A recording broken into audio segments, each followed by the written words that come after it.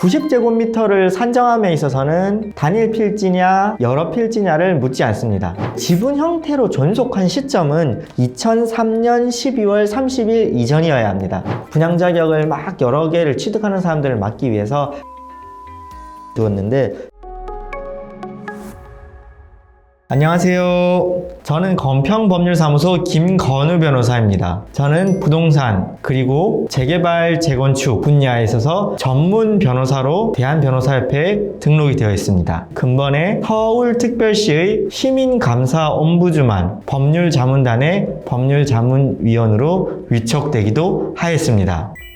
네, 오늘은 재개발 사업구역에서 토지만 가지고 있어도 조합원 자격이 있는지에 관련해서 문의들이 있어서 답변 드리고자 합니다. 우선 재개발 정비 사업의 조합원 자격과 재건축 사업에서 조합원 자격에 대해서 그 차이점을 조금 아셔야 되는데, 재건축의 경우에는 토지, 건물 및 그 부속 토지, 즉 건물과 토지 모두를 가지고 있어야지 조합원 자격이 될 수 있습니다. 반면에 재개발 정비 사업구역 내에서는 토지만 소유한 사람에게도 조합원 자격이 있습니다. 재개발 정비 사업의 조합원 자격은 토지 또는 AND가 아니고 OR입니다. 토지 또는 건물을 소유하고 있는 사람에게도 조합원 자격이 있기 때문에 토지만 가지고도 조합원 자격이 있을 수 있는데, 여기에는 일정한 조건이 붙기 때문에 여기에 대해서 살펴보도록 하겠습니다.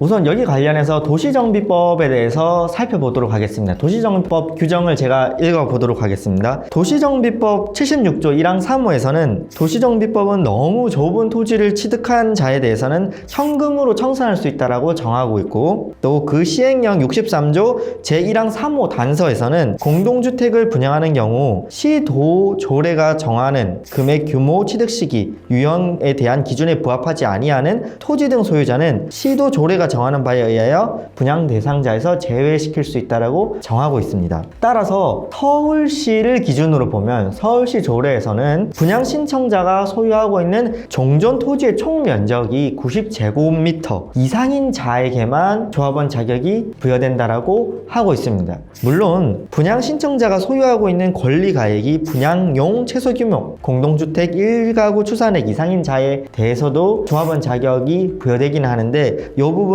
오늘 특별히 다루지 않도록 하겠습니다. 그러면은 종전 토지의 총 면적이 90제곱미터가 안 되시는 분들은 어떻게 되냐랑 관련하여, 그래도 토지 소유자이기 때문에 조합원, 정확하게 말씀드리면 조합원 자격은 일단 인정은 됩니다. 재개발 사업구역에서는 토지 또는 건물에 대해서 소유를 하고 있다는 사실만으로도 조합원 자격은 되거든요. 다만 분양을 추후에 분양받을 때 있어서는 분양 대상 자격에서는 90제곱미터가 넘지 않은 90제곱미터 이상이 아닌 경우라면은 조합원 자격이 되지 않습니다. 실무상 종전 토지 총 면적이 90제곱미터라는 그 의미에 대해서 문제가 되는데, 오늘은 여기에 대해서 살펴보도록 하겠습니다.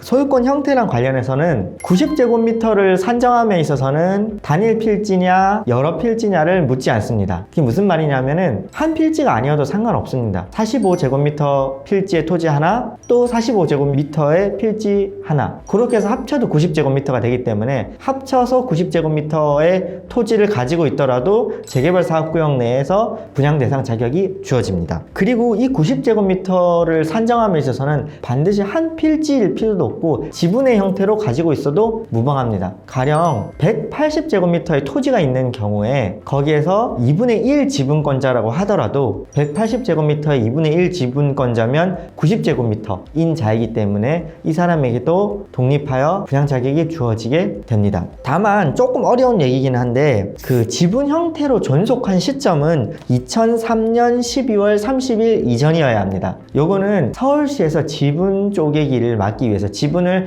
여러 개로 막 쪼개서 분양 자격을 막 여러 개를 취득하는 사람들을 막기 위해서 권리 산정 기준일을 두었는데, 서울시 기준으로는 2003년 12월 30일을 기준으로 하기 때문에 2003년 12월 30일 이전부터 지분 형태로 존재하고 있었다라고 하면은 지분 형태로 90제곱미터를 넘더라고 하더라도 재개발 사업구역 내에서 조합원 자격 및 분양 대상이 있게 됩니다. 다음으로 지목도 불문합니다. 지목도 불문하기 중요하기 때문에 90제곱미터를 소유하고 있는 그 대지가 도로여도 상관없고 묘지여도 상관없습니다. 지목은 상관없기 때문에 어떠한 지목의 토지든 90제곱미터 이상만 소유하고 있으면은 분양 대상 자격이 주어지게 됩니다. 네, 다음 종전 토지의 총 면적이 90제곱미터 이상인 경우에서 여기서 종전의 의미는 무엇이냐랑 관련해서 종전은 관리처분 계획 기준일 듯합니다. 관리처분 계획 기준일이 뭐냐 하면은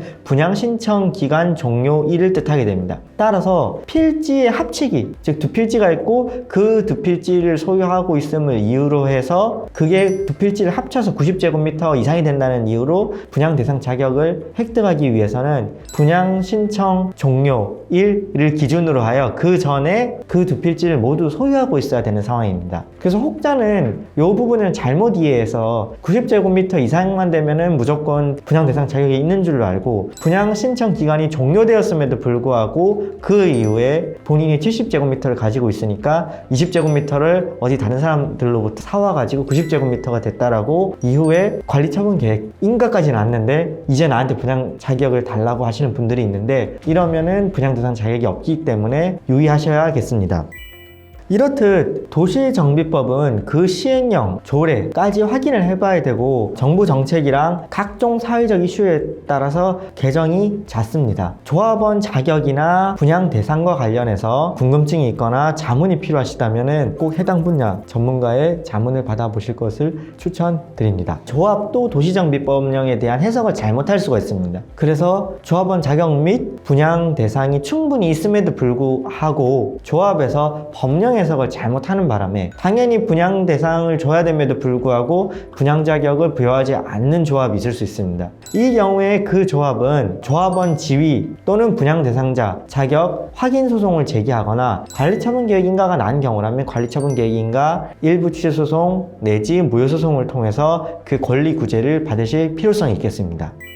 추가로 궁금증 있으신 분은 언제든지 건평법률사무소로 연락 주시기 바라며 더 많은 정보를 얻으시고 싶으시다면 구독과 좋아요도 부탁드립니다. 관련하여 의문점은 댓글로 남겨주시더라도 답변 드리도록 하겠습니다.